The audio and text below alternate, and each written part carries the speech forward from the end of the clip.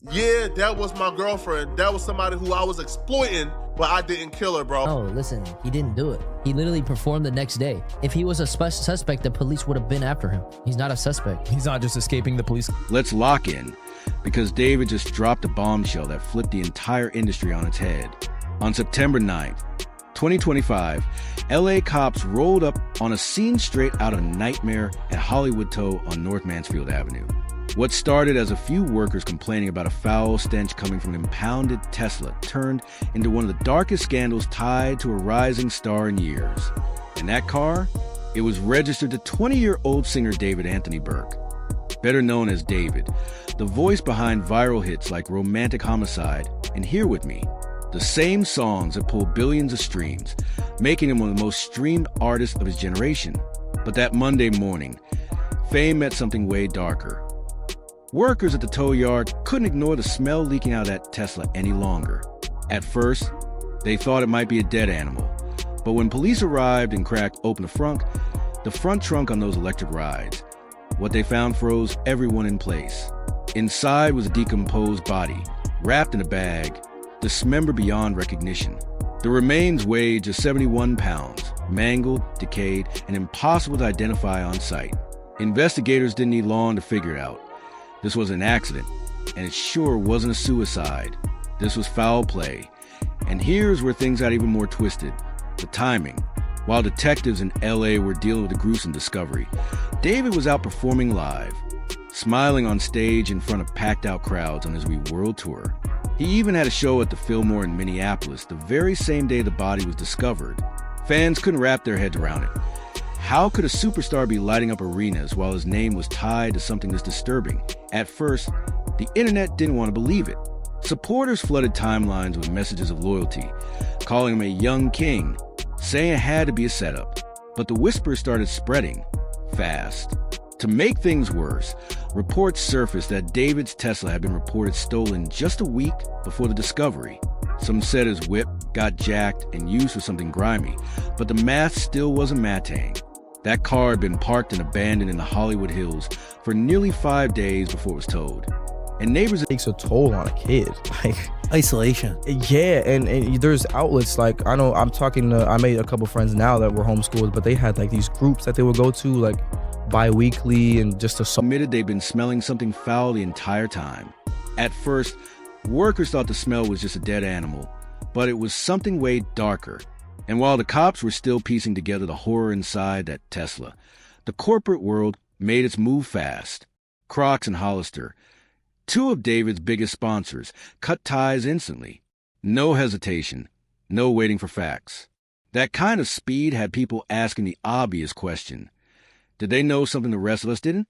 Then came the victim's description, a young woman, around 5 feet 1 inch, wavy black hair, wearing a tube top, black leggings, and a yellow chain bracelet. But what cracked the mystery wide open wasn't the outfit. It was a tiny tattoo on her right index finger, a small mark that would end up blowing the entire case wide open. T.O. really grasped how this rocked the world. You have to understand who David was before all of this. Born in Queens, New York, raised in Houston, homeschooled after 7th grade, and grounded in his Christian faith, he looked like the perfect come-up story. A quiet kid from nothing who turned struggle into art. Back in 2021, he wasn't even chasing fame. He was uploading Fortnite montages to YouTube, adding his own songs just to dodge copyright flags. But those homemade beats hit different. They were raw, emotional, real. Before long, they caught fire, landed him a record deal with Darkroom and Interscope. It was a kind of success story Hollywood dreams are built on. His rise was lightning fast, a modern digital fairy tale.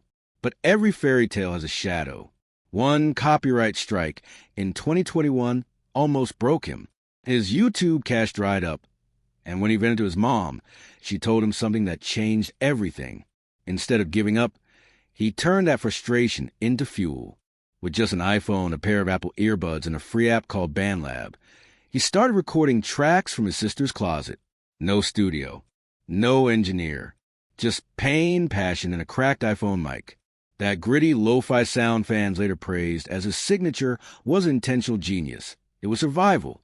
Then came Romantic Homicide, dropped July 20th, 2022, and it blew up Billboard, TikTok, Spotify, everywhere.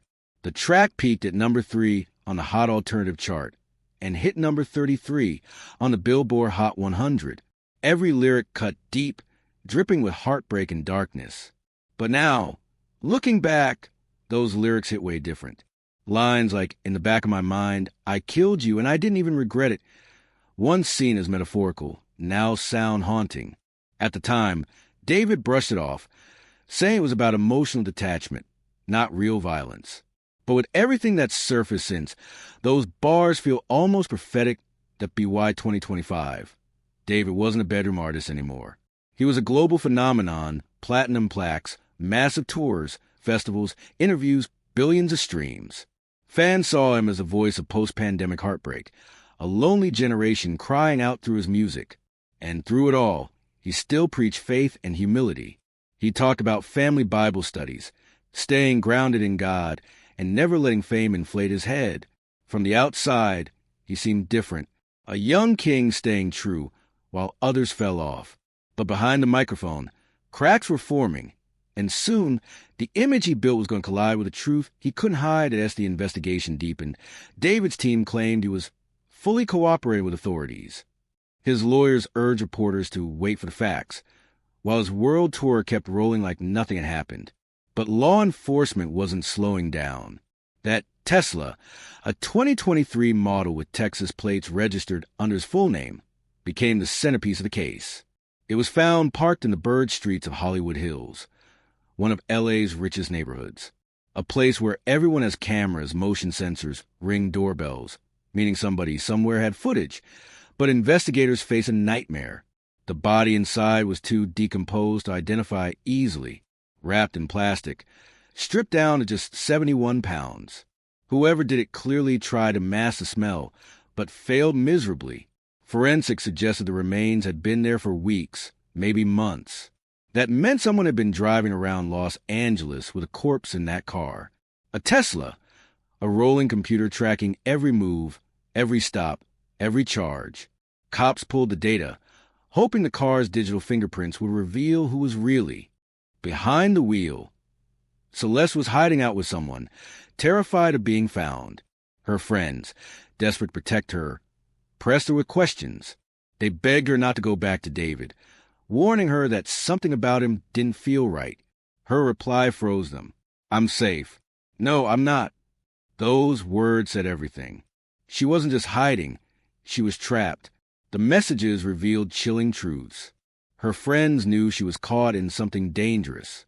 They knew she used a burner Instagram to stay in touch, and they saw the warning signs, the kind of intimacy that crossed every line imaginable. Celeste was just 14 or 15. David? Nearly 20.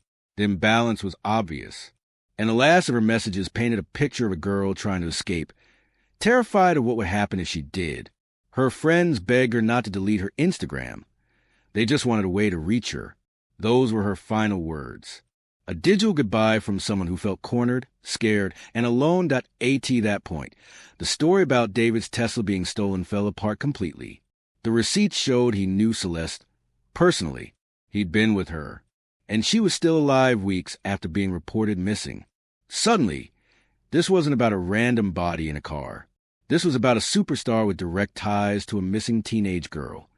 Then things got darker. Rumors of hush money exploded online. Posts claimed David had paid people to stay silent. One user even alleged proof that he owed money in Lake Elsinore for being with a minor. If true, it meant people around him knew and chose money over truth. But the most chilling twist? Celeste's birthday was September 7th.